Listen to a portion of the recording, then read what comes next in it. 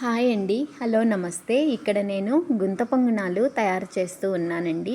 ఈ గుంత పొంగనాలను మనము దోశ పిండి రెడీ చేసుకుంటాం కదండి, దాంతో ట్రై చేయొచ్చండి. చాలా బాగుంటాయి. చూడండి ఎంత చక్కగా ఉన్నాయో. మనము ఈవినింగ్ స్నాక్స్గా కానీ, నైట్ డిన్నర్లోకి కానీ, మార్నింగ్ బ్రేక్ఫాస్ట్కి కానీ యూస్ చేసుకోవచ్చండి. చాలా అంటే చాలా బాగుంటాయి. ఇలా ఒకసారి ట్రై చేసి చూడండి. ఇక్కడ నేను 2 ఆనియన్స్ తీసుకున్నాను. వీటిని సన్నగా కట్ చేసుకోవాలండి. చూడండి, ఇక్కడ నేను చూపించినట్లుగా కట్ చేసుకోవాలి. ఇక్కడ నేనేం చేశానంటే మా వారితో మాటల్లో పడి ఇక్కడ లైట్ ఆన్ చేసుకోవడం మర్చిపోయానండి. అందుకే వీడియోలో కాస్త లైటింగ్ తక్కువగా ఉంటుంది. అక్కడ ఆయన ఫిల్టర్ దగ్గర వాటర్ పట్టుకుంటూ ఏదో మాట్లాడుతూ ఉంటే నేను లైట్ ఆన్ చేశాను కదా అని అలాగే వీడియో తీశానండి.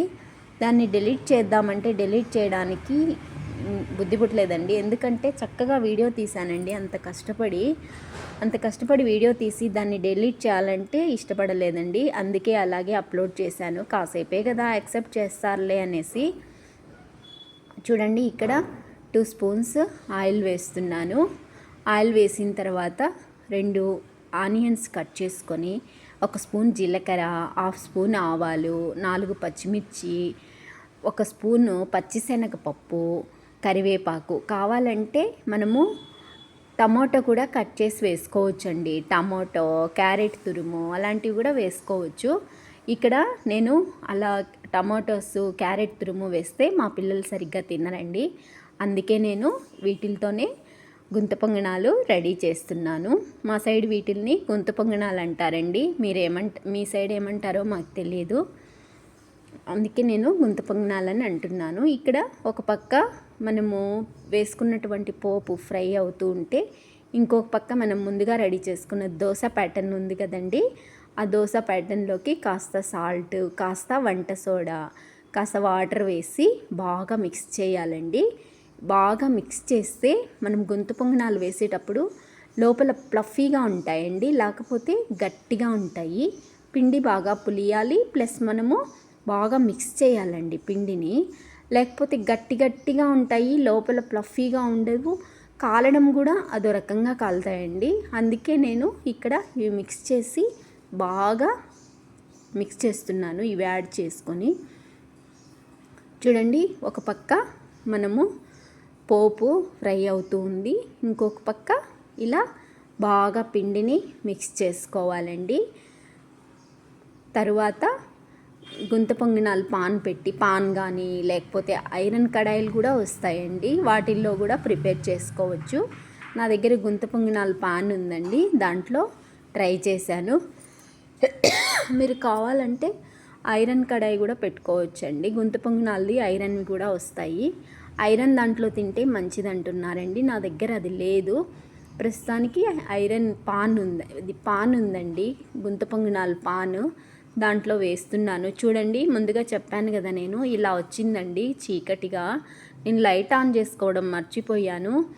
ఈ వీడియో డిలీట్ చేయడానికి మనసొప్పలేదు, అందుకే అలాగే పెడుతున్నానండి.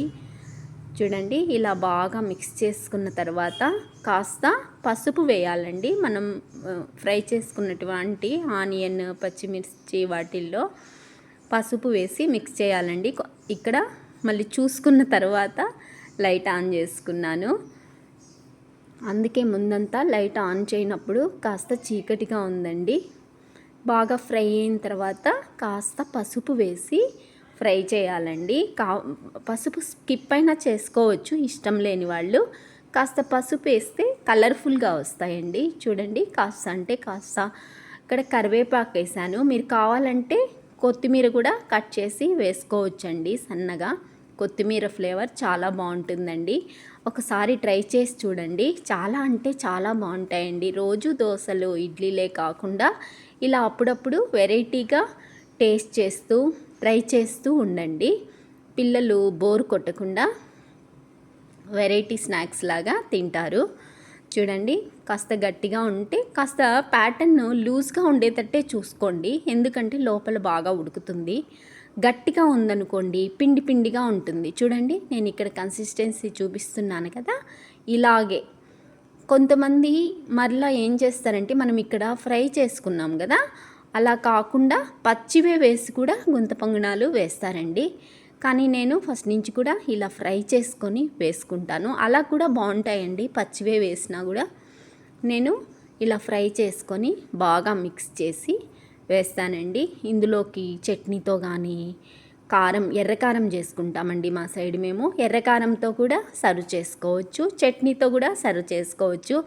లేదంటే మనం ఏదైనా టమాటో చట్నీ వాటితో కూడా సర్వ్ చేసుకోవచ్చు అండి. నూనె కాస్త ఎక్కువే పడుతుందండి, 2 సైడ్స్ కాలాలు కాబట్టి. చూడండి, నేను ఇక్కడ కాస్త ఎక్కువే వేశాను. మీరు ఇంత కూడా అవసరం లేదండి, కాస్త తగ్గించేసుకోవచ్చు.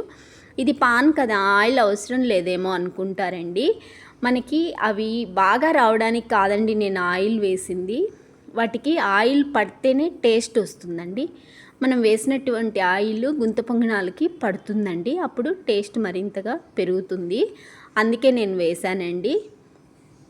చూడండి, ఇలా ఆయిల్ వేసిన తర్వాత పిండిని మళ్ళీ ఒకసారి బాగా మిక్స్ చేసుకొని ఒక్కొక్కటిగా పొంగనాలని వేయాలండి. ఇలా వేసిన తర్వాత కాసేపు స్టార్టింగ్లో హై ఫ్లేమ్లో ఉంచి తర్వాత మీడియం ఫ్లేమ్లో ఉంచుకోవాలండి. లేకపోతే లోపల పిండి పిండిగా ఉంటుందండి, పైన మాత్రం మాడిపోయినట్లుగా వస్తాయి. కాబట్టి ఫస్ట్లో 2 సెకండ్స్ హై ఫ్లేమ్లో ఉంచి తర్వాత మూత పెట్టిన తర్వాత మీడియం ఫ్లేమ్లో ఉంచి కుక్ చేసుకోవాలండి. పిల్లలు బాగా ఇష్టంగా తింటారండి, ఒకసారి ట్రై చేసి చూడండి. ఇక్కడ ఇలా 1 by 1 వేస్తూ ఉండాలి. మరలా మనము అటు ఇటు టర్న్ చేసుకోవాలండి. టర్న్ చేసుకొని బాగా కాల్చుకోవాలి, లేకపోతే పచ్చివాసన వస్తాయి, లోపల పిండి పిండిగా ఉంటుందండి. చూడండి, కాసేపు మూత పెట్టిన తర్వాత ఇలా తయారవుతుంది. మూత పెట్టకపోతే పైన పిండి పిండిగా వస్తుంది, మనకి వాటిని టర్న్ చేసుకోవడానికి వీలు కాదండి, పిండి అంతా పక్కన పడిపోతూ ఉంటుంది. చూడండి, నాకు అప్పటికి కాస్త పిండి అలాగే ఉంది. ఇంకా కాసేపు పెట్టింటే పిండి అలా పక్కకంతా రాకుండా నీట్గా వస్తాయండి. మీరు ఇంకా కొంచెం సేపు అలాగే ఉంచి టర్న్ చేసుకోండి. ఇప్పుడు మరలా మనము కాస్త ఆయిల్ని వదలాలి. ఇటుపక్క కూడా ఆయిల్తో బాగా కాలితే టేస్ట్ వస్తుందండి. చూడండి, ఇలా కాస్త వదిలి మళ్ళీ మూత పెట్టాలండి. మళ్ళీ మీడియం ఫ్లేమ్లోనే ఉంచుకోవాలి. ఇటుపక్క కూడా స్లోగా కాలుతాయండి. వీటిల్ని బాగా టర్న్ చేసుకొని అటు ఇటు బాగా ఫ్రై చేసుకోవాలండి, లేదంటే పచ్చివాసన వస్తాయి. ఎందుకంటే మనం మందంగా వేసాం కదా. యాక్చువల్గా ఇది దోశ ప్యాటర్న్ కదా, దోశ ఎలా పల్చగా వేసుకుంటామో మనకు కాలుతుంది కదా, ఇది అలా కాదు కదండి. ఒక గరిటెను ఒక గుంతలో వేసి కాలుస్తున్నాం కాబట్టి ఆ గుంటల్లో అలాగే ఉండిపోతుందండి పచ్చి పచ్చిగా. కాబట్టి మీడియం ఫ్లేమ్లో పెట్టి బాగా టర్న్ చేస్తూ బాగా ఫ్రై చేసుకోవాలండి. చూడండి, ఇక్కడ నేను తీసి చూస్తున్నాను అటుపక్క కూడా బాగా కాలాయా లేదా అనేసి. స్పూన్తో ఇలా గుంటలోకి అలా పోనిచ్చి ఇలా టర్న్ చేసుకొని తిప్పేస్తే వచ్చేస్తాయండి ఈజీగా. చూడండి, తిప్పి మరలా మూత పెట్టాను.